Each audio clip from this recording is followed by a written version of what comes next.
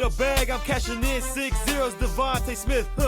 Who the better brother? I plead the fifth. It's the Bird Gang. We going to war. AJ put y'all to shame. 100 yards a game. This year I was already got my name to grave. Step back. You ain't trying to catch my fade. Fly. Eagles fly. Fly, Eagles fly, the birds and the guys on the way to victory. This is the start of the ride, one finger heavy. Gotta make it tough for all five. From the city where they pop a wheelie in front of your eyes. It's game time, get on the line. Sirianni drawing the plays, Hurts throwing them dimes. Oh my, y'all thought y'all had a chance. You better stack up your teams if you're trying to win against mine. What is up, JDs and Lents? Welcome to the Bird Gang Brothers podcast, episode 6. I want to give you a reminder to follow us on all of our social media accounts at Bird Gang Brother. We'd love your help and your support to continue to grow this podcast. So please give us a follow and help us along this journey to become the best podcast out. No, I'm just kidding. We're never going to get there. Let's be real. We're not Jason Travis Kelce, but we want your help. So please give us a follow below. But let's jump into it. We've got a lot of stuff to talk about, a lot of recap to go over, and it's a good one. So let's get started. Okay, so let's first talk about the Redskins game really quick. I know that you were out of town on a cruise for the Miami Dolphins and Philadelphia Eagles game, hence the reason we were not able to record and get a video out for you for that game. But yeah, like I said, let's get started with the Washington Redskins versus the Philadelphia Eagles. I first wanted to start out by highlighting AJ Brown. Let's go over AJ Brown's last 6 games. He's got 9 catches for 131 yards, 9 catches for 175 yards with 2 touchdowns, 6 catches for 127 yards, 7 catches for 131 yards, 10 catches for 137 yards and a touchdown, and last 8 catches with 129 yards and 2 touchdowns. AJ Brown, as Dallas would say, he's our, AJ Brown's our 11 from heaven. I was watching Skip Bayless and this. Dudes, he needs some help. He definitely needs some help, and it's so annoying that all he does is talk about the Dallas Cowboys. Like, that's all he talks about. We'll get back to the Dallas Cowboys because, as everyone knows, it is Dallas week. Dallas sucks. Dallas sucks. So AJ Brown is the first player in NFL history with 125 plus receiving yards in 6 straight games, previously set by Calvin Johnson. Megatron. So AJ Brown, first player in NFL history to do that. And I've heard some talk this week, especially after the Redskins game. AJ Brown should be in the MVP consideration. Now, the unfortunate thing that the MVP is going to go to a quarterback, and most of the time does. That's just how it works. But AJ Brown is definitely up there with some of the elite wide receivers. I'm going to put him in that tier with Justin Jefferson and Tyreek Hill. Go ahead. I was just going to say, I'd say right now, and yes, injuries have put Jettas on the sideline. I'd say, of course, Tyreek's going to be at the top, no matter where he's at. The dude's fast. The dude's phenomenal. He's going to be up at the top no matter what. But based on injuries, all that stuff, I'm putting him as the number, right now at least, as the number 2 wide receiver in the NFL. I mean, the dude, he's got 2 defenders on him almost constantly, and he finds a way to go up and get the ball. Always open. Always open. Baby. No, I agree with you. Obviously, Justin Jefferson being injured, we'll discount that. But AJ Brown, definitely number 2. I've got the statistics here in comparison with Tyreek Hill. Tyreek Hill has 1,014 yards to A.J. Brown 939 yards. So he's right there. Tyreek Hill has 8 touchdowns. He's got 5. I definitely see that continuing to climb as he is Jalen Hurts' favorite target right now. I think because Philly has so many weapons is why, AJ might not have as many as Hill. Yes, the Dolphins have got some weapons, but it's not on Philadelphia's level of offensive weapons. So I think that's a contributing factor. Not saying it's a bad thing because the dude's phenomenal, but I think that is one thing to kind of keep in mind, which is a good thing, No, yeah, most definitely. And speaking of the weapons for Philadelphia, I was very pleased with how Jalen Hurts spread the ball around on Sunday to Devontae Smith wide open on blown coverage for a touchdown. Julio Jones First touchdown as an Eagle. first touchdown as an Eagle. Man, I loved. You can see the connection and just how And the chemistry, yeah. the chemistry and everything. Like, I don't know if you saw it, but the whole squad ran up and celebrated with Julio Jones when he got his first touchdown. Offensive lineman too. Like they booked it down the field, and that just shows a lot in your team. Like when you're happy for, people call him washed. He's old, like he's a Hall of Famer, but they're calling him washed. They're calling him, not as good. But I mean, the dude, he caught a touchdown. But yeah, like you said, almost all of our offensive weapons scored. Yeah, no, I think Julio Jones will be huge when it comes to our red zone offense. We all know that we're ranked 25th or higher in red zone offense up to this point in the year. So I think Julio Jones will be a great addition with, his tall, athletic ability. But yeah, A.J. Brown, we talked about with 130 yards and 2 touchdowns, which it was all over Twitter. And that one-handed grab that was thrown. Sorry, keep on going. You're good. A little bit of technical difficulties. My bad. Okay. No, that was thrown to the outside shoulder. And for him to be able to come down with that was awesome. DeAndre Swift scored a touchdown. And I loved the wrinkle to the brotherly shove. You caught the Redskins off guard. They were all diving to Jason Kelce in the center. Jalen Hurts turns around, give it to DeAndre Swift, and goes in for a touchdown. So I loved how all of the tools and weapons were utilized for Philadelphia. And I think that's somewhat showing that we're getting back to the offensive mindset and the power and ability that we had last year. Because last year I felt like the ball was spread around equally. I mean, you look at Devontae Smith and A.J. Brown having over 1,000 yards. I don't know if that's going to happen this year because of how much the ball is going to A.J. Brown. Occasionally we're forcing it over there, his fair share, because he is going to be the long time and maybe eternal Eagle at wide receiver. I love A.J. Brown, but I want to make sure that Devontae Smith's happy enough to where he will be happy to sign an extension in Philadelphia. I was a little worried about that. Like you said, I mean, Brown was getting the ball constantly, but you could see after Julio scored, the trio on the sideline, you could see that Smitty was happy. So let's hope that continues. Let's hope, he continues to get the ball. I don't think, and again, we'll get into this a little bit later, but I don't think Dallas has.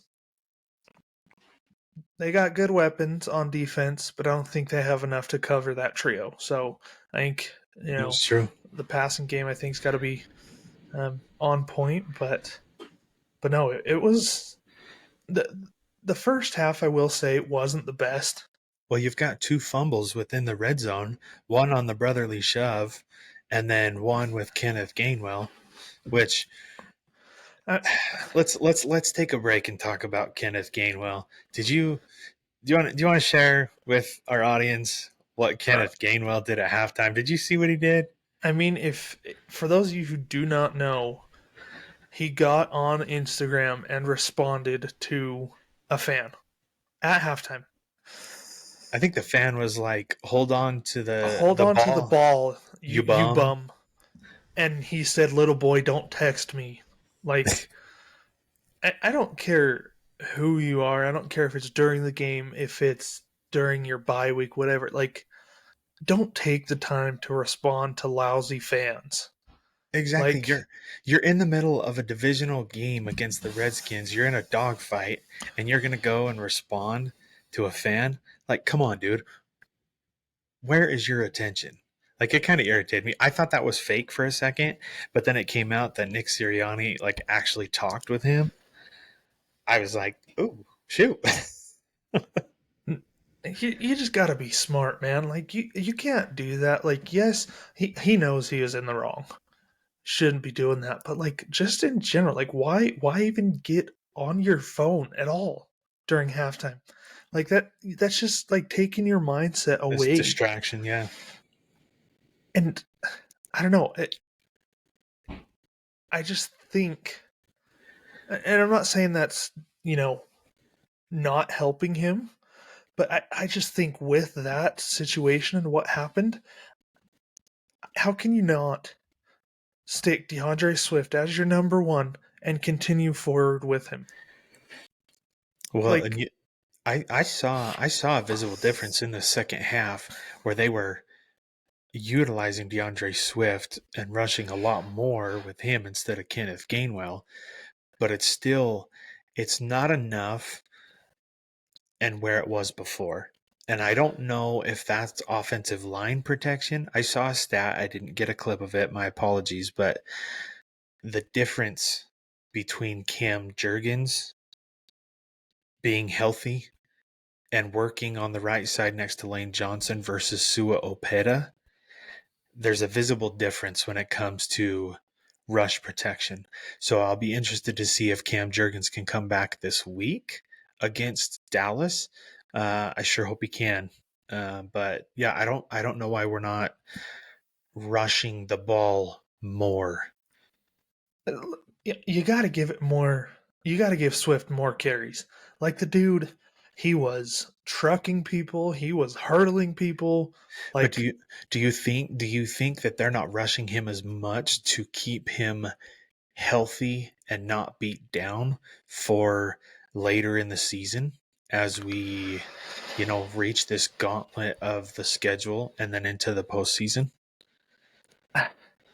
that could very easily be the reason why. I mean, who knows why they even picked up Rashad Penny? I mean, the dude hasn't touched the field once. You gotta give him a chance. I want to see what he can do more than Kenneth Gainwell. Fans are getting frustrated with Kenneth Gainwell, and reasonably so. And I think Rashad Penny, he's had enough time off. He could be explosive. So I don't know what we're doing with Rashad Penny, and I'd like to see more. I do too. I don't know. I just hope they can decide and utilize Swift in the bigger games. Gainwell has committed too many errors and mistakes. Like, he's a solid running back. He's in the NFL. That's really all we need to say about him, because it's hard it's hard in general to play at a Right. pro level. But later on down the stretch, come playoffs, like, you can't be making those mistakes. So Mm-mm. I don't know, but I mean, Hurts, he had a good game. Oh, Um, Hurts easily the best game of this season. and I fully don't believe he is 100% healthy. You saw him trotting, down the field. Well, did you see what Jay Glazer said before the game or during the game? I think Yeah. that it's a knee bruise. Mm-hmm. I didn't take the time to look at I'm assuming the knee bruise is the same as the bone bruise. And I don't know if you've ever had a bone bruise. I was at the gym one time. I was doing box jumps, and I didn't get enough height.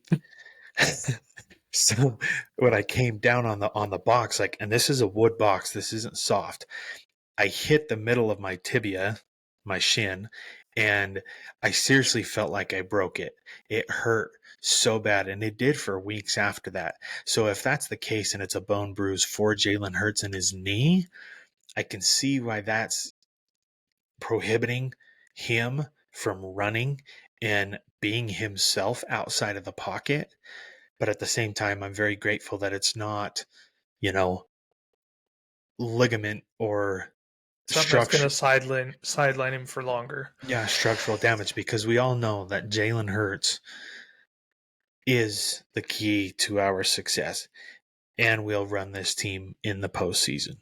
No, Okay. yeah, he had a great game. 4 touchdowns, 0 interceptions. Mhm. I was hoping for him to get, 1 or 2 more. It kind of gave me flashbacks of Big D Nick. I don't know. He had a great game. He went like what? I think it was 29 for 38, 39, something like that. Yeah, 29 of 38 for 319 yards with a passer rating of 135.7.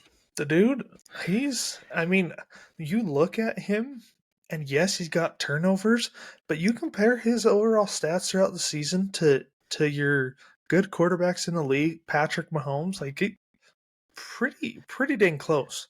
Yet because Patrick Mahomes is the best, he's not going to get criticism. See, everyone, you can tell that we're brothers because we're on the same wavelength when it comes to the Philadelphia Eagles. What I had written down or looked into prior to this episode was the MVP conversation. What is irritating, like Tyler just stated, just because he's Patrick Mahomes, he's going to win MVP no matter what, even if he lost to the Denver Broncos yesterday. So, which I'm going to cut him some slack because it will go into some of my argument. In division games are tough because you know that team, you've played them, twice a season. And so everyone is like, oh, Philadelphia struggled against Washington. Yeah, we did because we are in division opponents. But you know what? We found a way to win just like we did the first time. And that's the only thing that matters when it comes to reaching the playoffs and getting the number 1 seed is your ability to win, no matter ugly or not. A win's a win. A win's a You win. got to take it in this league and roll with it. It's not easy. Yes, these games were close, but hey, ultimately we won. Yeah. Philly won. They came out on top. Is it frustrating to see that Sam Howell turns into your Patrick Mahomes and Tom Brady's when he plays Philadelphia? Yes, but any quarterback against any team can go in and have an amazing game. Okay, so I'll hop back to the stats with Patrick Mahomes and Jalen Hurts, but since you bring up Sam Howell looking like Patrick Mahomes every time he plays Philadelphia, game 1 this year, Sam Howell goes for 29 of 41 with 290 yards, a touchdown, and a 98.6 passer rating. Last night's game, he goes 39 of 52 for 397 yards, 4 touchdowns, and 1 interception with a 114 passer rating. So he obviously improved yesterday, and he put up tremendous numbers, slashed our secondary. I don't want to hound on our secondary too much, other than the fact that I'm sick of the soft zone. Let's play 10 yards back from the wide receiver instead of press man coverage when you're right there in front of them and working like that. So that's the one problem I have with especially our corners. But yeah, Sam Howell definitely has turned into an elite quarterback when it comes to playing Philadelphia. But he's got an arm. He's got good weapons and he can get the ball to him. So I'm gonna give him credit where credit is due. Back to the MVP conversation. So your odds currently are Patrick Mahomes plus 270, Jalen Hurts in second place with plus 350, Tua at plus 370, and then Lamar Jackson at plus 600. So you've got your elite quarterbacks right there in the top four. And then I didn't list Josh Allen. Josh Allen's after that, but Jalen Hurts in at number 2. So I looked to see what it looked like between Jalen Hurts and Patrick Mahomes. Completion percentage, Jalen Hurts is 68.4% to Patrick Mahomes 68.8%. Jalen Hurts 2,420 yards to Patrick Mahomes 2,492 yards. Jalen Hurts 19 touchdowns to Patrick Mahomes 15 touchdowns. And Jalen Hurts 8 interceptions to Patrick Mahomes 8 interceptions. Tua Tagovailoa has 8 interceptions too, but these quarterbacks don't get talked about in that regard. Oh, they're turning the ball over way too much. It's concerning. It is concerning that Jalen Hurts had 6 interceptions all of last year, and he's got 8 right before the halfway point of the season. I get that that's concerning, but that's what media tries to do, is they try to push this narrative of who should be the MVP and who's not playing well. And I don't get it. Philadelphia gets crap all the time, and their players get...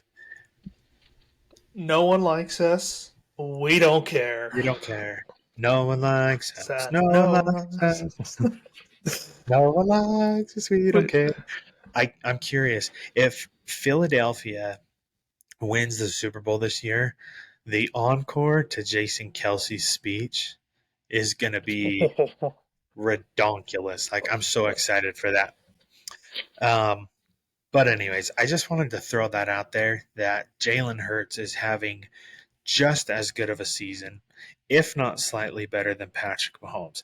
And Jalen Hurts is doing it unhealthy. He's been playing hobbled for the past 4 weeks. Okay. That's impressive. And they're winning in every single way. So the offensive line has really, they really got to protect every week.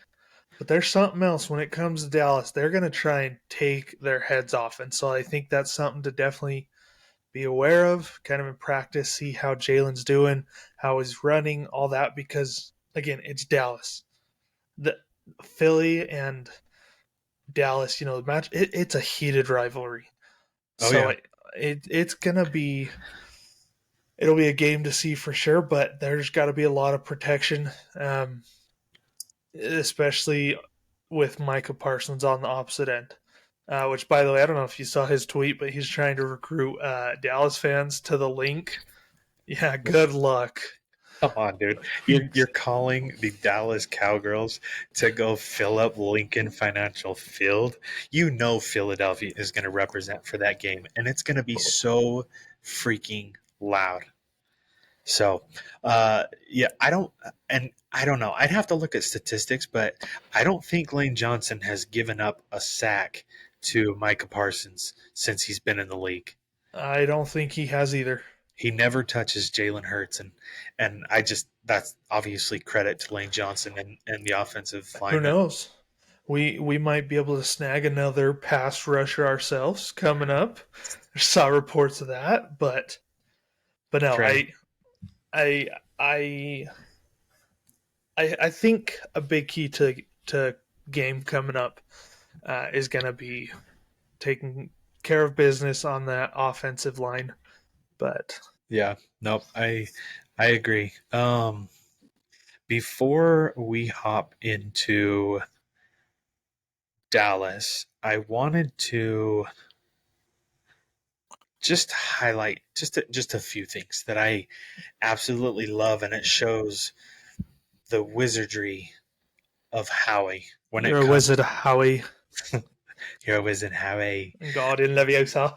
When it comes to his ability to draft and to scout prospects, we have seen Eli Ricks really step into his own. Those of you who don't know, Eli Ricks, undrafted free agent out of Alabama, he has stepped into the slot due to multiple injuries we've had this season. But in 4 straight games, Eli Ricks has played double-digit snaps. Ricks has allowed just 5 receptions on 11 targets for a total of 42 yards. These are the wide receivers that he's had to line up against. Eli Ricks versus Tyreek Hill, 3 targets, 0 receptions. Eli Ricks on Garrett Wilson, 1 target for 0 receptions. Terry McLaurin, 1 target, 0 receptions.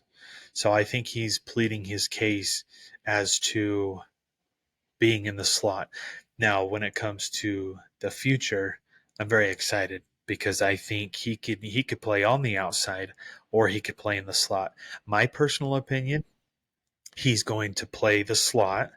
Avonte Maddox will not be a Philadelphia Eagle next year, and then the outside corners, Slay and Bradbury, will take care of themselves, whether we draft another one, whether we trade for another one. I like Eli Ricks. That's what I love about Howie. He is able to go find people on, big name people on other teams. He's able to, keep an eye out in the draft and find some big time players, some big studs, some diamonds in the rough, if you will. Reed Blankenship. Like, I think at this point, in regards to like calling an opposing team, like, people, they got to decline that. Like, that's almost like that feeling when you're out late on like a date or something, or you're hanging out with friends and you see a phone call from your mom. You don't want to answer that because it's not going to end well. That's the thing with Howie, is like, for us as Eagles fans, it's amazing. I love it. But how are teams not getting with the program and understanding what they're doing? Well, mainly Tennessee. But yeah, mainly Tennessee. Like, you trade AJ Brown, which you see what he's doing now. Like, it's ridiculous. You get Kevin Byard for a 5th and a 6th, I believe, plus Terrell Edmonds. And Kevin Byard is a top 10, I think, well, maybe 7. I saw a list that he showed up as one of the top safeties in the league. So, and again, he came from Tennessee. So Howie just fleeces Tennessee, and it's beautiful to see. Howie Roseman's one of the best GMs in the league. If you look at what he can do with draft picks, like the draft picks that he gave up to get Kevin Byard, he got back trading Contavious Street to the Atlanta Falcons tonight. So he knows what he's doing. What do they say? He plays chess, not checkers. Like, he's very smart at thinking ahead. But really quick, let's stay in the secondary. I made a hot take at the beginning of our podcast on players, and one of them was Sidney Brown. I said that he is the closest thing to Brian Dawkins. Now, obviously, no one's going to be Brian Dawkins because he's one of a kind. But Sidney Brown and his physicality and his desire to just bulldoze people over, I don't know how it can't remind you of Brian Dawkins. So in this highlight, I think we all know what's coming. Sam Howell was checking it down to Terry McLaurin, and Sidney Brown, twice this game, comes out of the secondary and blows someone up for a loss. So let's go ahead and share this real fast.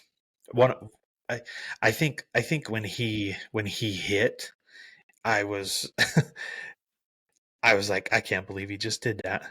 Here we go. Oh, okay, we're gonna watch it. It goes on replay one more time. Let's let everyone.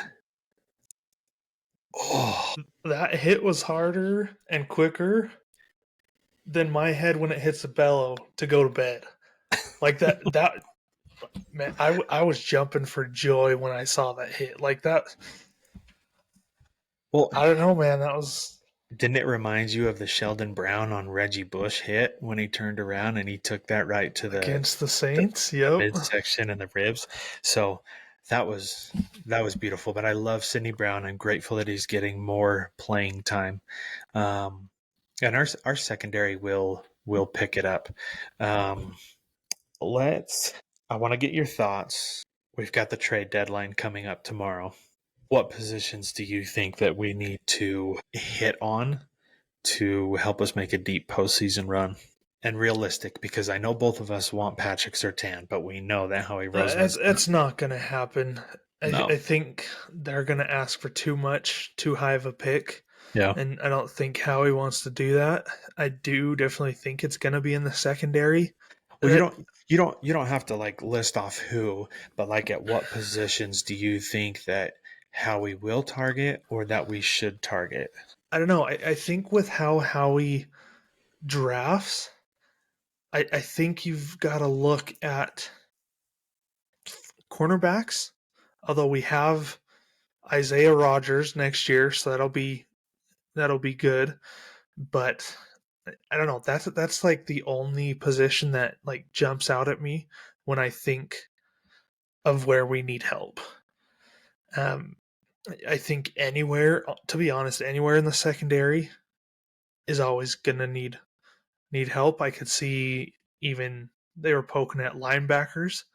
Yeah. I believe that could be an area as well. Well, former Philadelphia Eagle Jordan Hicks was a possibility.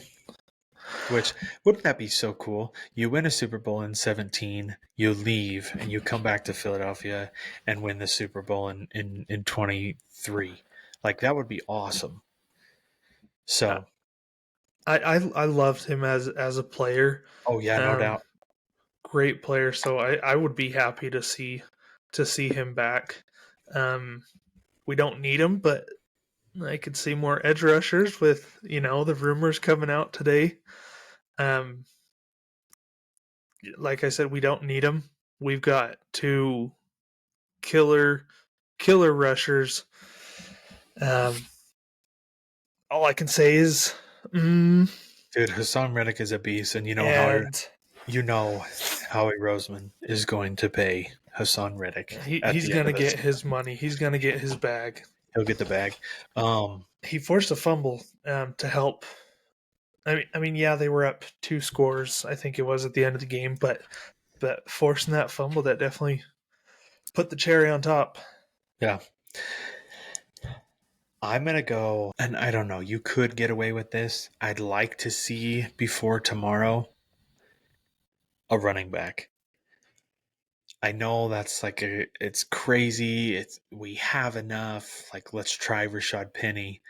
Yes, let's try him because I believe he can be that number 2 bruiser back. But you got to give him a chance. If you're not going to give him a chance, we need someone behind DeAndre Swift, and it's not Kenneth Gainwell right now. A lot of people were saying throw the Titans Derek Barnett and a 7th for Derrick Henry. So on the offensive side of the ball, that's what I'd like to see. Defensive side of the ball, linebacker, of course. I know that they were targeting some. I want it to happen, but I don't at the same time because of the draft capital that it will take. And again, at the beginning of this section, we said it wasn't. But I would love a all-star cornerback like Patrick Surtain because I do think that we're one injury away on Darius Slay from being exposed. Bradbury, he's doing fine, but he's getting beat a lot. He's getting beat a lot, but I think if you let's just say Surtain or a corner like that, Surtain on one side, Slay on another, and you put Bradbury in the slot. Now I know we've got youth, and that's the pro of having the depth that we have, but that's what I'd like to see. I'd like to see Surtain, even though I don't think it happened, or a linebacker. And I sure hope that Howie targets Jeremiah Trotter Jr. from Clemson during the draft next year, but we'll get Bring into him the home, draft baby. in another episode. I know we're closing out here. We've got some minutes left. I wanted to get this out because I need to. I need to feel good. Okay. So the Bird Gang Brothers podcast. We're a Philadelphia Eagles podcast, obviously. I tried to make unbiased takes. I don't always admit when I'm wrong, but I'm getting You better. can say that again. But I will admit when I'm wrong. And I was wrong in the first episode giving my takes. I just went with the assumption that it's so difficult to get back to the Super Bowl after you won or lost the following year. Philadelphia looks like the better team in the NFC, and it will not surprise me that they get the number 1 seed in the playoffs and return to the Super Bowl. Detroit, obviously, they look scary.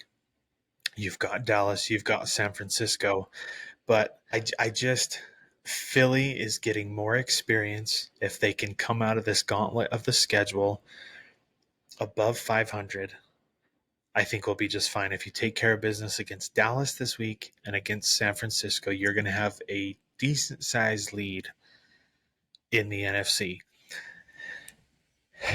So I was wrong. Philadelphia is extremely talented. Via the eye test, we all think that they're not playing up to par like they were last year. But comparing numbers, they actually have better numbers and they're ranked higher than they were last year. So Philadelphia is, dude, I'm so excited. Like, as we get going the rest of the season, I think it's going to be fun. We should, instead of nitpicking and trying to make this team perfect, enjoy what we have. We came from Jalen Rager, JJ Arcega-Whiteside, Carson Wentz. Who else am I forgetting? Nelson Aguilar. Hey, Nelson Aguilar helped us win a ring. He did. Win But a ring. still, we came a long way. So, anyways, to come from where we were to have the talent that we do now, it's beautiful. And we're going to be a good team for a long time. We're going to be in the postseason every year, and we're going to be contenders every year. So I definitely think that Philadelphia can make it back to the Super Bowl after seeing them play. Do you mind if I take just a few minutes to just throw some shade? Because I love throwing shade. It's Dallas week. It's Dallas week, and it doesn't even have to be Dallas week, and I'm always welcome to throw in some shade. Okay, so let's throw some shade. One thing I want to say is not all 49ers and Dallas Cowboys fans are made equal. I've got a father-in-law, some aunts, some uncles, some cousins that are Cowboys and 49ers fans. And so the comments that I'm about to make aren't directed towards them because I know they don't get on Twitter. I don't see them and their ridiculous, delusional takes. But let's start with Brock Purdy really fast. I can't tell you how happy it is making me to see the 49ers lose 3 in a row. You lose to the Cleveland Browns, the Vikings, and the Bengals. I loved how everybody crowned Brock Purdy as the second coming of Tom Brady and said that he was undefeated when starting since last season. Okay. Well, you look at who he played: the Buccaneers, the Commanders, the Raiders, the Cardinals. They're pushing a narrative that he's perfect. He's undefeated. Well, he wasn't undefeated when he played Philadelphia because Philadelphia went to the Super Bowl and he was whining with the rest of his teammates. So that was beautiful. And then this year,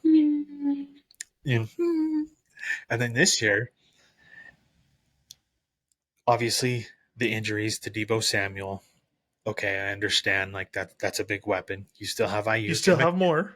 You still have Ayuk. You still have McCaffrey. Kittle. Juszczyk, Kittle. There's weapons there.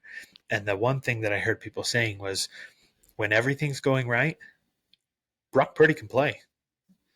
When he has to fight from behind and he has to will his team to a win, it's not happening. He's turned the ball over, and correct me if I'm wrong, you may know this, 5 interceptions in the last 3 games. I know he had 3 alone yesterday, I believe. So yeah, that number could be very correct. Okay. Well, and I love it because last year everyone was saying Jalen Hurts is only this good because of his weapons. Like that's what you heard game after game. Jalen Hurts is only good because of his weapons. Well, let's apply it to Brock Purdy. Maybe Brock Purdy is only good because of his weapons, and you take his weapons away, he can't play ball. So I'm just glad that the second coming of Tom Brady has been humbled a little bit, and I'm excited to have Philadelphia and San Francisco play this season. We'll see what happens. So, what are you? I'm just.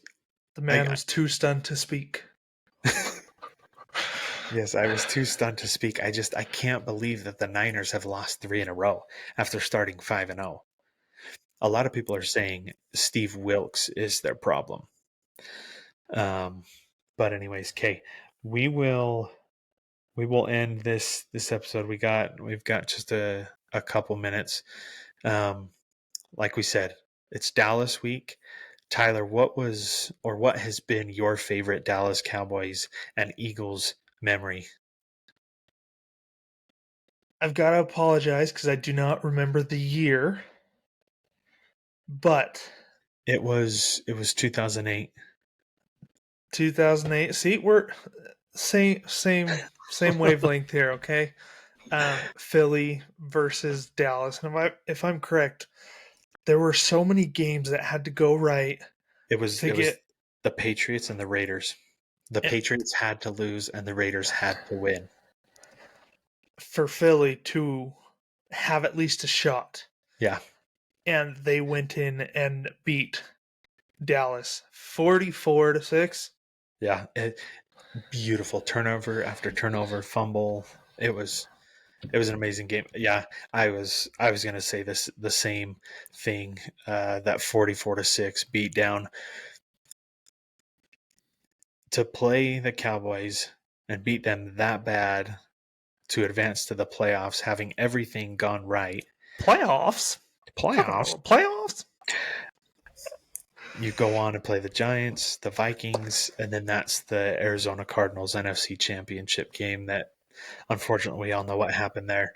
I do want to share really quick my favorite memory of an Eagles and Cowboys game. This was 2017, the Super Bowl year. I had the opportunity to go to Dallas to watch them play Philadelphia, and Philadelphia obviously won in Dallas because they were the better team, and they are the better team, and they will beat Dallas this weekend.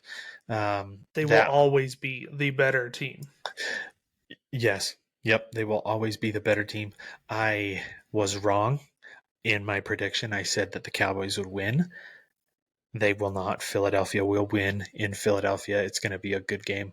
But let me share with you. This was one of those moments that I wish I could have back. So this was following the win. We were walking through Dallas Stadium chanting "Dallas sucks." And I ran into this group of Eagles fans and took a picture with them. And I don't know, that just shows you the fan base and the relationship we have with one another, how it's so easy. I just left that game and I had the time of my life. So that was one of the big memories for me. You always have the time of your life, it seems like, when Philly plays Dallas. Why do you say that? It's Dallas. I mean, last Oh, year, a few games, missing quarterbacks and all that, but like, it's Dallas. yeah. We don't like them. We don't like him. And Skip Bayless's stupid take saying that CD Lamb was on the same level as AJ Uh, Brown this morning. The dude is old and senile. Yeah. Okay, like that dude's take. It, sometimes I can't even watch that show just because that's all he talks about. So I don't know. It'll be an exciting week. I'm ready for it. I'm gonna support my Eagles gear every single day. I'm gonna rep it to school, rub it in every Dallas Cowboys fan face because we all know that Cowboys fans are delusional Oh, and some of them are so annoying. and they've done nothing for 27, 28 years. So I don't care. Someone asked DeAndre Swift why he chose the number 0, and he said because that's the amount of times that the Dallas Cowboys have gone to the Super Bowl in the past 28 years. Hey, it'll be a good game. Let's get a win. Let's go in, whenever we go to Dallas next season, let's stomp on their star. See, I know Bayard's a real good one at that, so Yep. I'm excited for this week. I can't wait for it. It'll be a good game. Let's hope for a good game, but we all know the outcome. Yeah. No. Philly will not lose this game at the Link. It is going to be a great game. Like I said, for all family and friends listening, not all Cowboys and 49ers fans are created equal. Yes, Dallas sucks. We welcome you with open arms if you ever want to come over to The the better side, the brighter side. the brighter side. But yeah, let's freaking go, Philadelphia Eagles. I'm stoked. I love my birds. But thanks for joining us, everybody. We'll see you next week.